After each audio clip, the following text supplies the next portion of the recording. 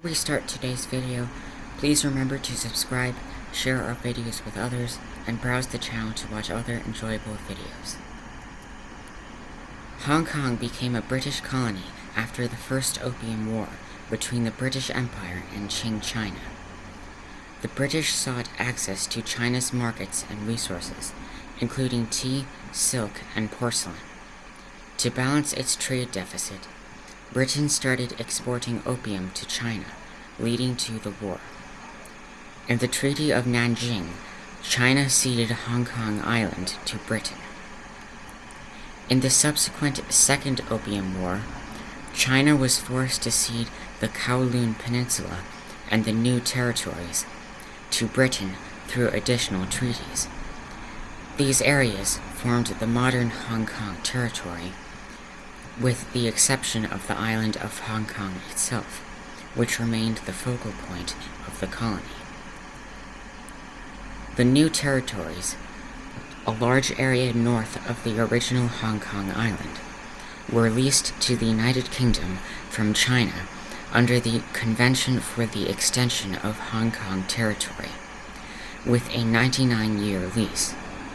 This meant that the British control of the New Territories was to end in 1997, but there was no clear indication of what would happen to the rest of Hong Kong, as the lease was only for the New Territories.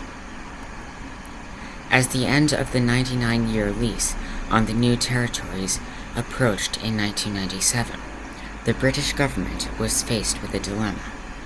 If it did not negotiate an agreement with China, the entire Hong Kong colony, including Hong Kong Island and Kowloon, would likely be unmanageable without access to the New Territories, which were crucial for water, food supplies, and infrastructure.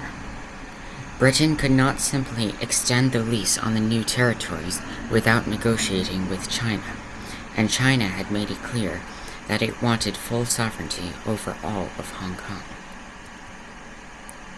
In the 1980s, the British government, led by Prime Minister Margaret Thatcher, began negotiations with the Chinese government, led by Deng Xiaoping, about the future of Hong Kong. The negotiations resulted in the Sino-British Joint Declaration in 1984. This treaty outlined how Hong Kong would be handed back to China in 1997, and the terms under which Hong Kong would maintain a special status. The agreement was based on the principle of one country, two systems.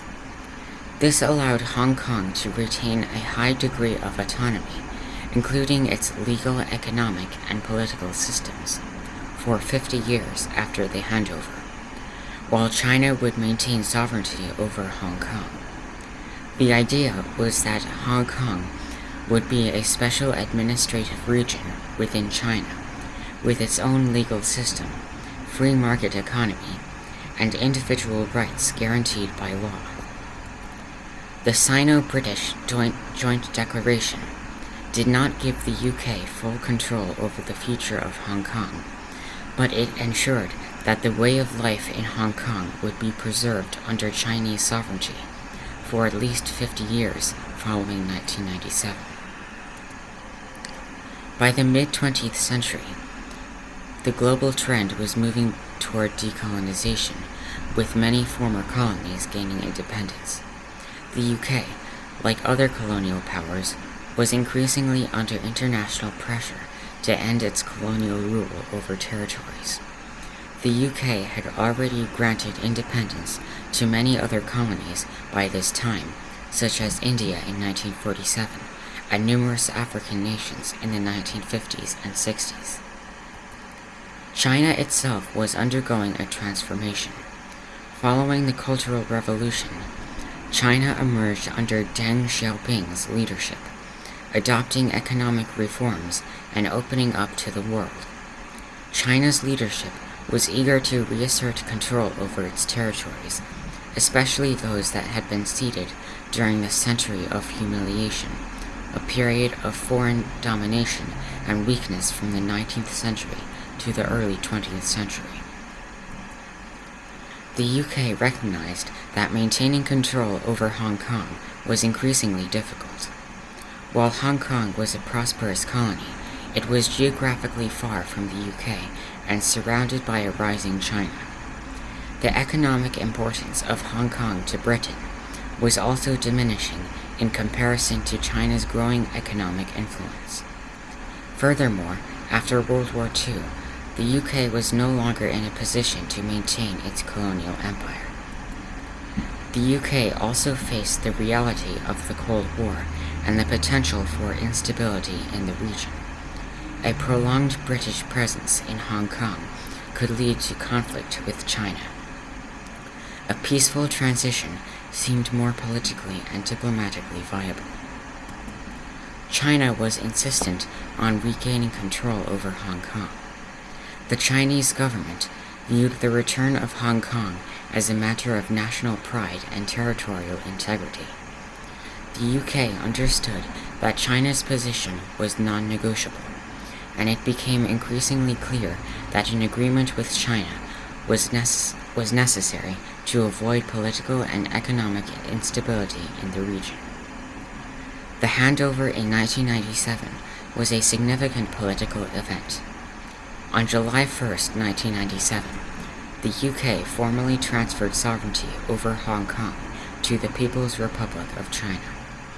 The last British governor, Chris Patten, oversaw the final ceremonies, and the Chinese government, represented by President Jiang Zemin and Chief Executive Tung Chee-hwa, took control.